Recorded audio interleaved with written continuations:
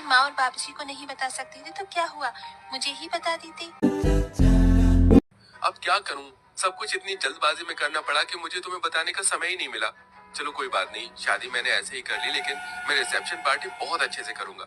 उसमें तुम अपने सारे अरमान निकाल लेना मेरी प्यारी बहना। हाँ हाँ क्यों नहीं, आखिर मेरी भाभी आई है, एक इकलौते भाई की इकलौती भाभी। हिमांशी का व्यवहार देखकर और उसका पहनावा देखकर सलोनी अपने मन ही मन सोच रही थी, मेरी ननद तो बहुत खूबसूरत, सुंदर और गोरी है। काश कि मैं भी इतनी गोरी और सुंदर होती तो अच्छा होता, लेकिन मैं अपनी ननद की जैसी नहीं हूँ, मेरा रंग सांवला है। सलोनी अपने मन में ऐसा सोचकर अपना मुंह लटका लेती है। कुछ देर बाद हिमांशी सलोनी को अपने भाई के कमरे में लेकर आती है। भाभी जी, आपको अगर किसी भी चीज की जरूरत हो तो मुझे बता देना, मैं यहीं पर हूँ, आवाज लगा देना, मैं आ जाऊंगी और आपकी मदद करवा दूंगी। अभी तो मुझे किसी भी चीज की जरूरत नहीं है ननद जी, लेकिन अगर किसी चीज की जरूरत होगी तो मैं आपको तुरंत बुला लूंगी। आप चिंता मत करो, आपके अलावा इस घर में मेरा है भी कौन जो मुझे समझ सके। एक भाभी के लिए एक ननद बहुत मायने रखती है, आप तो इस चीज को समझती हो ना।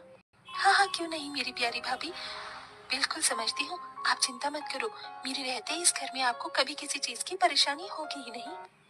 ऐसा बोलने के बाद हिमांशी अपने भाई के कमरे से बाहर आ जाती है। थोड़ी ही देर बाद हिमांशी अपने कमरे में जाती है और एक नया सा सूट पहनकर अपनी भाभी के कमरे में आती है। अरे भाभी, अभी तक आप तैयार नहीं हुई हो, रुको मैं आपको तैयार कर देती हूँ।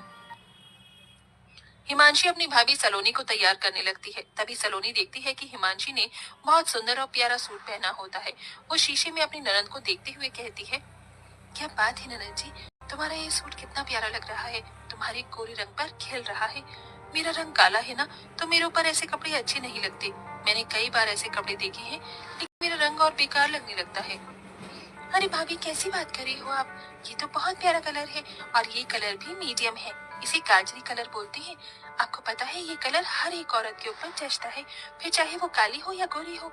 आपको यकीन नहीं है तो रुको, मैं आपको ये सूट देती हूँ, फिर आप इसे पहनकर देखना, आपके ऊपर बहुत अच्छा लगेगा।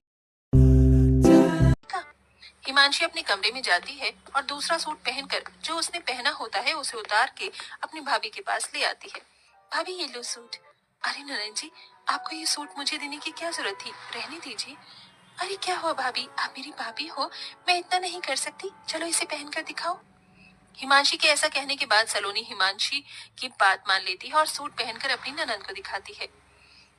देखो ननद जी कैसा लग रहा है, पहले तो मुझे लग रहा था कि मेरे रंग के ऊपर ये अच्छा नहीं लगेगा, लेकिन मेरे सांवले रंग के ऊपर ये मुझे बहुत अच्छा लग रहा है। हाँ हाँ क्यों नहीं भाभी, आपके ऊपर ये रंग बहुत अच्छा लग रहा है। कलर कुछ नहीं होता भाभी, पहनने का तरीका होना चाहिए। आपके ऊपर ये सच में बहुत अच्छा लग रहा है, आज से आप इसे अपने पास ही रख लो। हिमांशी ऐसा कहकर अपनी भाभी को तैयार करने के बाद मुंह दिखाई के लिए लेकर आती है, जहाँ सब बहुत अच्छे से उसकी मुंह दिखाई की रस्म करते हैं और सभी उसे शगुन देते हैं। साथ में हिमांशी भी एक प्यारा सा तोहफा अपनी भाभी को देती है।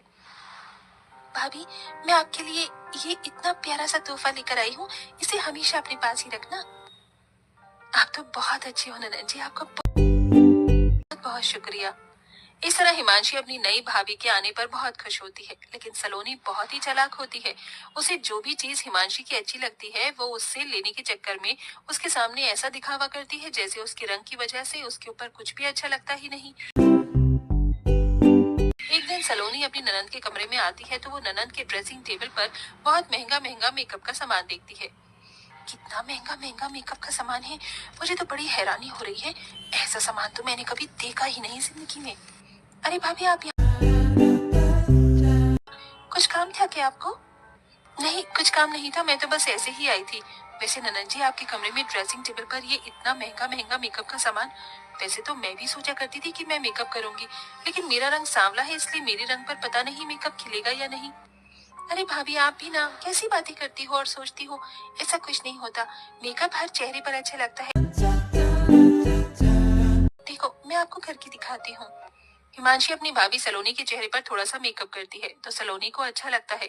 तभी सलोनी कहने लगती है, ननद जी बहुत बढ़िया मेकअप है आपके पास, काश कि मेरे पास भी होता। होने की क्या बात है भाभी जी, ये है ना, आप इसे लो, मैं अपने लिए और मंगा लूंगी। आपके पास रहे या मेरे पास रहे, कौन सी बड़ी बात है। सलोनी ये सुनते ही खुश हो जाती है। मेरी ननंद बहुत अच्छी है। आप सच में बहुत अच्छी हो ननंद जी। भगवान ऐसी ननंद हर किसी भाभी को दे। ऐसा कहने के बाद सलोनी अपने कमरे में सारा मेकअप का सामान उठाकर ले आती है और उसे अपनी ड्रेसिंग टेबल पर लगाने लगती है। ननंद की सारे सामान पर मेरा ही अधिकार है। मैं उनके पास कुछ नहीं छोड़ूंगी, सब ले लूंगी।